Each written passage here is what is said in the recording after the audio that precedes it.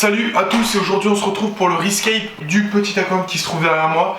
Alors je vais recommencer le scape parce que je vous avais dit dans la mise au point de ma chambre et tout ça. Je vous avais dit que pour moi ce scape c'était bon, j'allais le peupler tout ça et tout.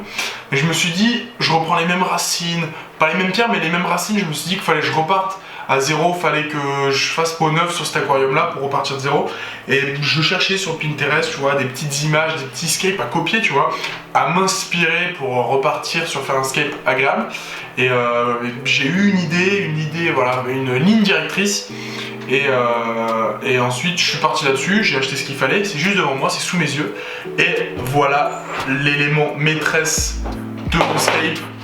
Une putain de racine incroyable. Beaucoup trop grande pour mon scape, mais ça va être fantastique. La racine va sortir du bac, je pourrai peupler ensuite la racine de plantes terrestres qui tomberont dans l'eau. Bref, ça va être une méga dinguerie, ça va être vraiment cool.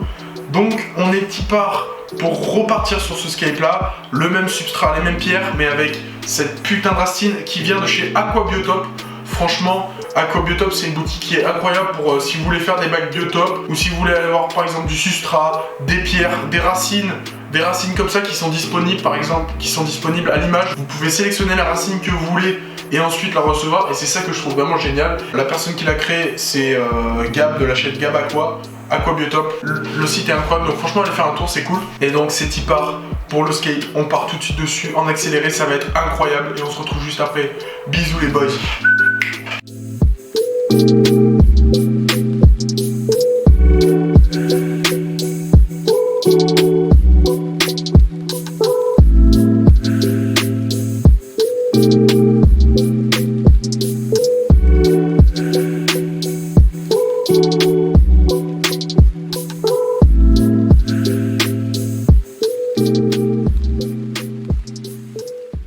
Je suis trop content qu'on se retrouve dans cette putain de vidéo aujourd'hui incroyable. On commence le peuplement de ce bac, des petites pierres de rivière, du sable de Loire. Et frère, c'est typa. On va lancer un bac de fou furieux, c'est parti. Donc en vrai, je suis trop content de lancer ce bac. J'ai acheté des petites plantes, un peu de matos et on va voir ce qu'on a reçu. Donc c'est parti. Petit couteau shuriken Naruto. En fait, c'est vraiment de la merde. Je pensais que ça allait couper, mais non. De toute façon, les packaging chez Sky & Shrimp, c'est tout le temps beaucoup trop bien. Du coup, j'ai acheté un peu de Bucephalandra parce que vous connaissez ma passion pour ces plantes qui sont incroyables. Et franchement, j'avais une collection de fous avant, mais j'ai tout perdu. En vrai de vrai, je suis trop déçu d'avoir vendu tout ce que j'ai vendu. J'ai perdu vraiment beaucoup de mon matos et beaucoup de ce que je kiffais, quoi. Donc, je suis un petit peu déçu. Alors ça c'est vraiment très cool. Alors j'ai commandé de la Rotala Rotudophila, de la Ricardia pour de la mousse, de la Rotala Hera et de la Marsilea. Marsilea c'est la plante que j'avais dans mon ancien aquarium et j'avais trop kiffé cette plante, elle était vraiment incroyable. Donc je me suis dit let's go la reprendre. Surtout dans mon bac, je pense que dans les petites rainures et tout elle ira bien. J'ai pris un petit diffuseur CO2 parce que le mien était vraiment très fatigué. Donc on va installer ça et puis on se retrouve juste après.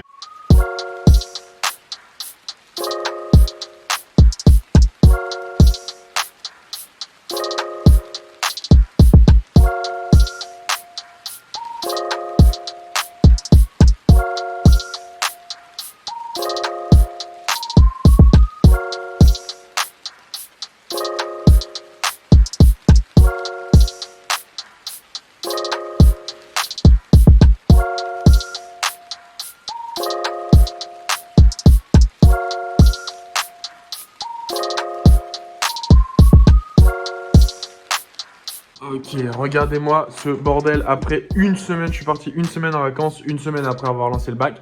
Donc j'ai pas eu le temps de faire de changement d'eau.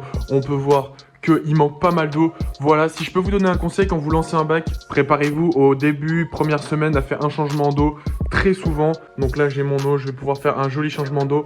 Petit problème, j'ai des petits débuts de cyano parce que c'est du sable qui est selon moi naturel. Enfin il est naturel, je l'ai récupéré dans la Loire moi-même. Je l'ai bien nettoyé mais bon, on a toujours des petits trucs. Vous voyez qu'il y a des petites plantes qui se sont développées. Ça, il n'y a pas de souci, je vais les enlever. Mes petits développements de cyano, je vous avais fait une vidéo sur un produit que j'avais utilisé il y a quelques années dans mon ancien bac. C'est Blue Green Slim. Je vais le réutiliser, ça va super bien marcher. Donc là, on est au tout début du développement. Aucun problème, ça va partir. Les vitres, je vais les nettoyer. Petit truc cool, les plantes, franchement, elles ont explosé. C'est vraiment bien. Là, par contre, j'avais une petite Bucephalandra, bon, du coup, qui est cuite. Et petite pourriture du bois, ça c'est tout à fait normal quand vous mettez du bois dans un aquarium, il pourrit en toute logique. Là aussi, on a des petits développements de petites bactéries, tout ça. Mon CO2 marche super bien, c'est vraiment cool. La température, incroyable. Donc franchement, c'est top. Je suis content du démarrage de ce bac.